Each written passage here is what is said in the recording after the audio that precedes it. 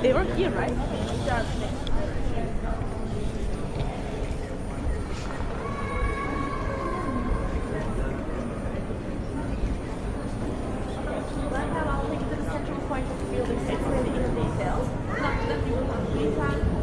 And take some pictures.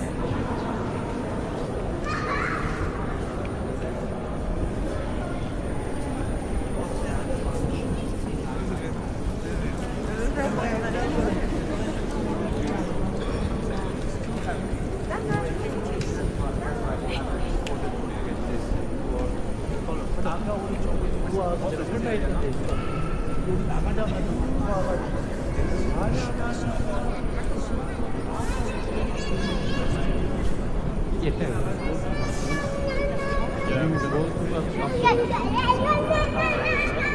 Welcome to the Blue Mosque again. We mentioned about the tiles earlier. They make blue colored tiles everywhere, and that's why everyone calls it Blue Mosque. On the first floor, you can see beautiful colored tiles. These are Iznik tiles, which is a famous city close to Istanbul for its tile work and special orders for this building. Most common colors are dark blue and light blue colors. Dark blue is from lapis lazuli stone, light blue is from turquoise stone, and most common designs are the flowers because in Istanbul it's forbidden to picture they use mostly flowers, geometrical design, and sometimes fruit, and rarely animals, but pure rare. And the most common flowers are tulips and roses, because tulips represent Allah, God, and roses represent and we have an interesting thing in here, beaches. Did you guys know that tulips are originally from Istanbul, not from the Levant? In the 16th century, Sultan Süleyman gave the tulip seeds to Dutch to Europe, and since then they took from tulips. Before that, they didn't have any tulips in Europe, but obviously they're Medina on Empire State. That's why everyone knows the match layers, but they're originally from here. First floor tiles. After the first floor, they didn't prefer to make tiles because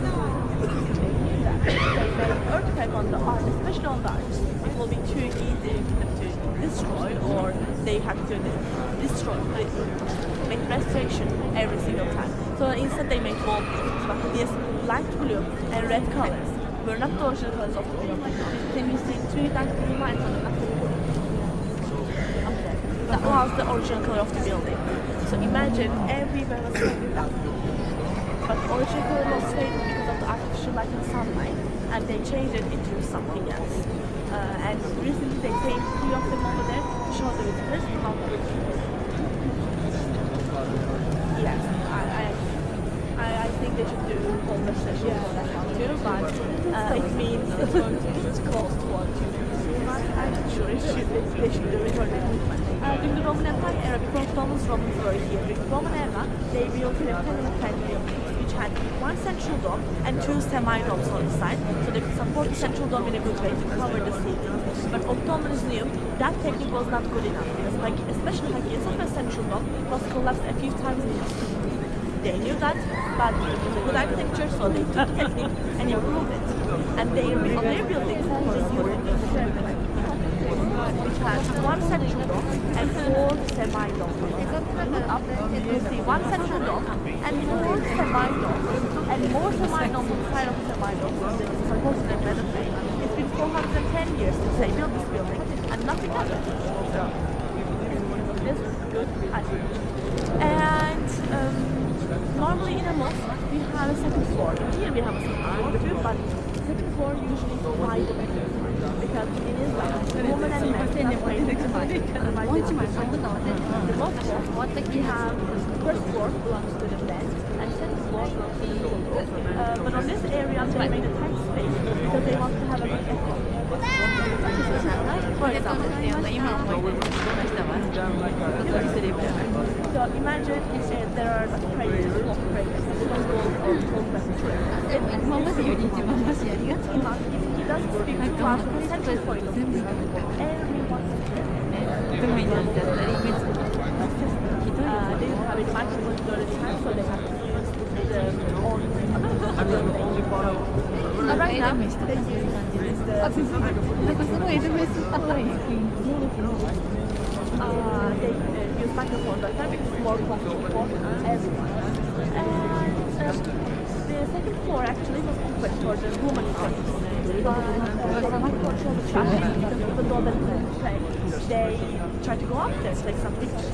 So they close it right now. If it's not the praying time, the front part of the building, fenced area, belongs to men. And behind the shoes, behind the shoe shelves, behind belongs to the women. You may think that it's a tight space. Yes, it's a tight space, but in the praying times, they close the building, don't allow any visitors. All part again belongs to men, and the whole back area belongs to women. It's more than enough. And if we consider mostly men work most, it's not a religious thing for them, it's like a social thing. They go out, they say, oh, I'm going to pray, and they pray, it's like 10 minutes. Then they go on cafes, drink some Turkish tea, coffee, play some games, kind of, and then at night time they go back home. So it's a social thing for them. And every single mosque belongs to the Mecca. This is the way to Mecca. The bay that you can understand is on the middle part we have a rectangle shape, praying golden. That's our mihrab. It's a praying niche. It shows us a praying direction. And all the carpets, they have lines on the carpets. These lines are the place that people should stand while they're praying. It is not. You do some rules while you're praying. For example, imagine everyone is on the line, shoulder to shoulder. Men hold their hand over here, women hold each other. While they're starting the prayer, they memorize some lines from Quran. It depends on each prayer, but every time of the day it's same. But different each time. So they sometimes bend, kneel, and put their hands on the wall. When we do those moves, we have to line. If we stand like this, we won't be able to stand. That's why we have lines on carpet. And it's like 10-15 minutes, not too long. And if you're too old, if you have knee problems, it's okay. You can just sit on the chair. They give some benches for the old generation here. Or you can do it at home. You can sit on the bed and memorize the line. It's okay too. There are 5 times a prayer in Islam. It starts with sunrise and it ends before the midnight. Since sunrise times change every day, praying times change every day, but the verses of the prayer that they remember are staying for each prayer. And Friday afternoons are the most important prayers of the week. Everyone's supposed to go to mosque, but again, most men go to mosque. And imagine this mosque is full of prayers. Do you have a guess about what's the capacity of this building? How many people? 10,000. 10,000. 5,000.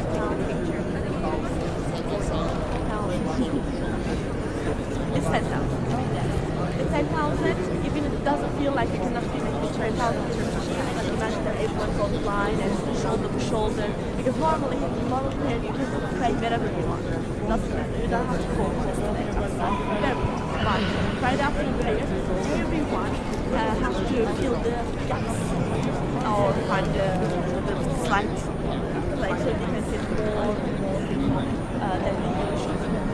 The father over there on the right side is Sultan. Imam goes up to make a speech before and after Friday prayer. They advise people, inform people, or they can bring people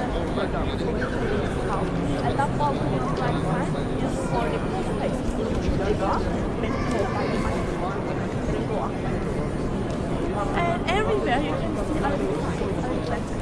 So the language of Quran, Holy Quran, is Arabic. And these are direct verses from Quran.